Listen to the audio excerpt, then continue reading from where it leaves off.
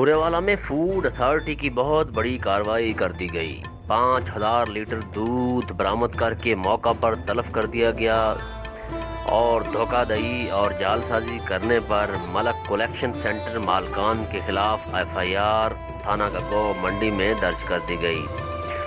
251 EV تھانہ گگو منڈی کے علاقہ میں ملک کلیکشن سینٹر پر کارروائی کر دی گئی۔ اس پوائنٹ پر مضر صحت پاؤڈر سے دودھ تیار کیا جاتا تھا اور یہ دودھ شہر اور مضافاتی بہت بڑے وسیع تر علاقے میں یہ پہنچایا جاتا تھا۔ چلر میں پاؤڈر کی ملاوٹ کر کے مصنوعی دودھ تیار کیا جا رہا تھا۔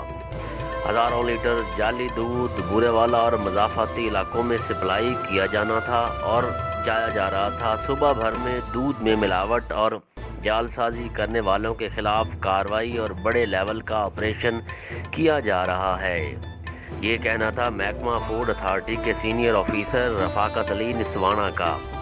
ان کا مزید میڈیا سے گفتگو کرتے ہوئے یہ کہنا تھا کہ حکومت پنجاب کی ہدایت پر ملاوٹ مافیا کا خاتمہ پنجاب فوڈ اتھارٹی کی اولین ترجیح ہے۔